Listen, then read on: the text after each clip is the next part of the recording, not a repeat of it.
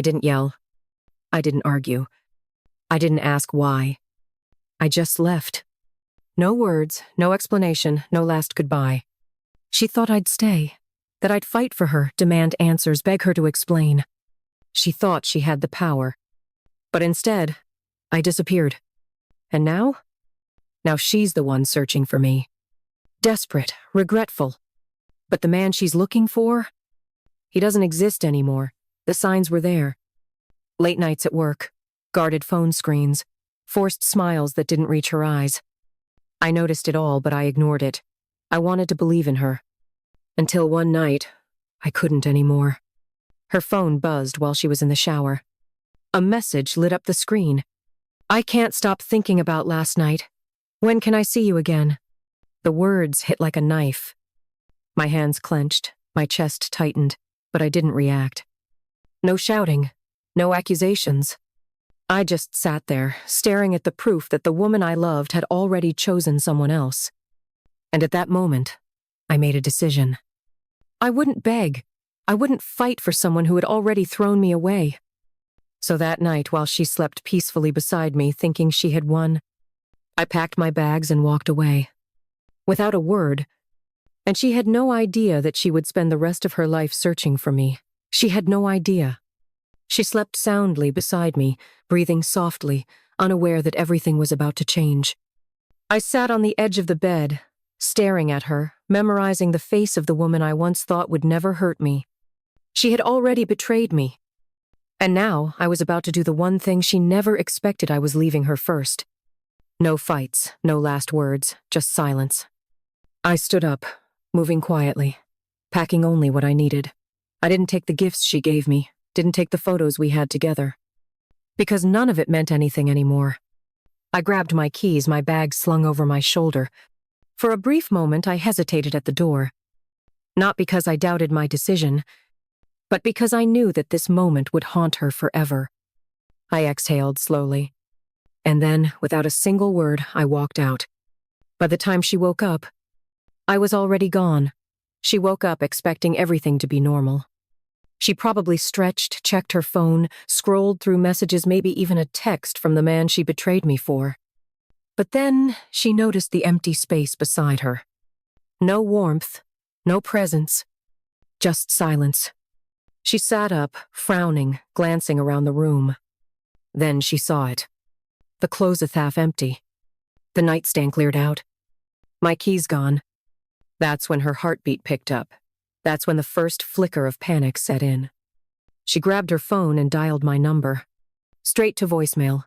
She tried again, and again. Nothing. Then came the texts. Where are you? What's going on? Why aren't you answering? Still nothing.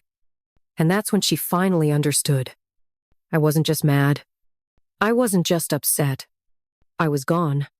And for the first time, she was the one being left behind. At first, she told herself it was temporary, that I just needed space, that I would come back once I calmed down.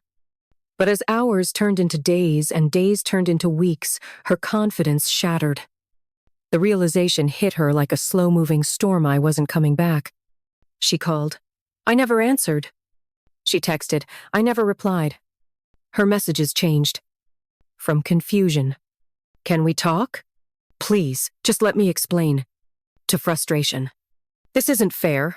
At least say something. And then, to desperation. I made a mistake. Please, just answer me. I don't know how to live with this. I miss you. I miss us. But every time she reached out, all she got was silence. She started searching. Mutual friends. Social media. Old places we used to go. Has he said anything about me? Please, just tell me where he is. But no one could help her. Because I had erased myself from her world. And the more she searched, the more the truth sank in. She had lost me forever. Now she was the one drowning in regret. Now she was the one chasing a ghost. She never stopped searching. She told herself that if she could just see me, if she could just talk to me, maybe, just maybe, I'd give her another chance. And then one evening, it happened.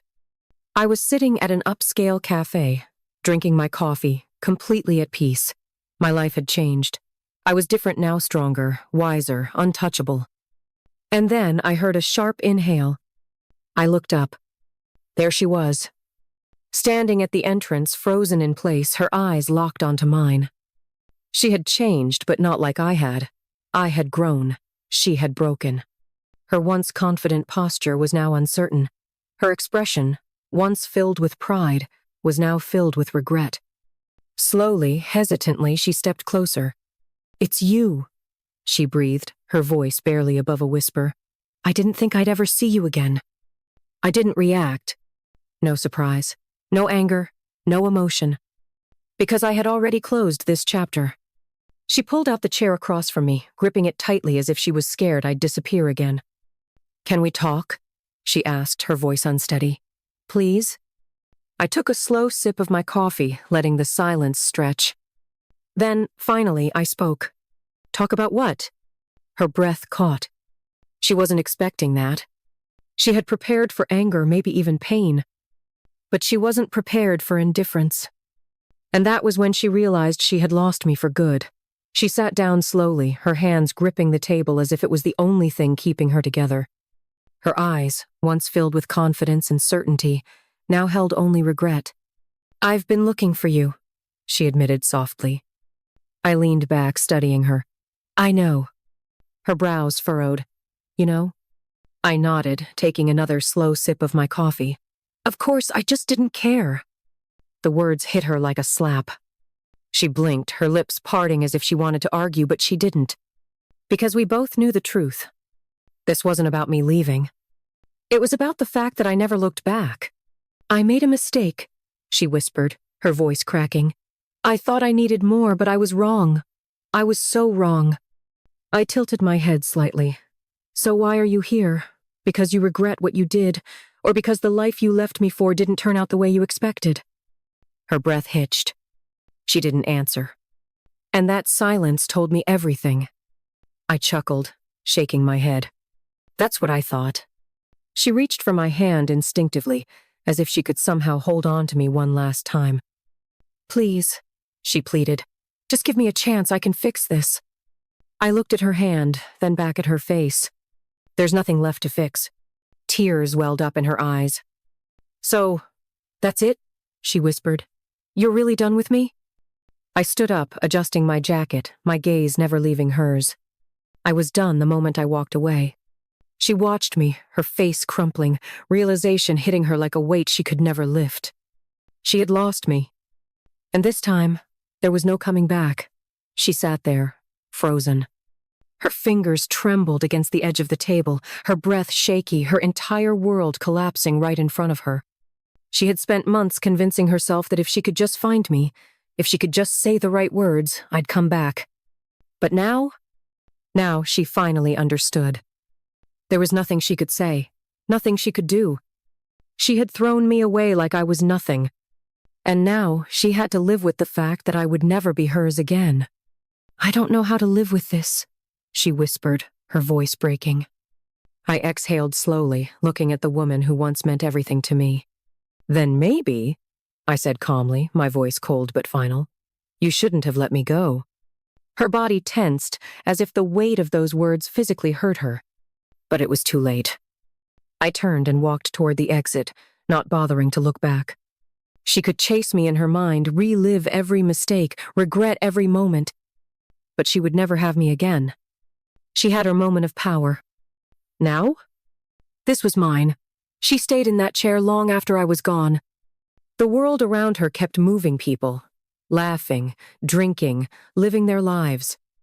But she was trapped. Trapped in the moment she lost me. Trapped in a past she could never return to. And as she stared at the empty seat I left behind, a single tear slipped down her cheek. Not because she missed me, but because she missed the version of herself she was when she had me. And now? Now she would have to live with the fact that she would never have that again. Meanwhile, I stepped out into the cool evening air, feeling lighter than I had in years. I had wasted no words, no anger, no energy. I had simply moved on. And that was the kind of revenge no apology could ever erase. Final message to the audience. Some people don't regret losing you. They regret losing the life they had with you. And once you realize that, you'll never look back. The end.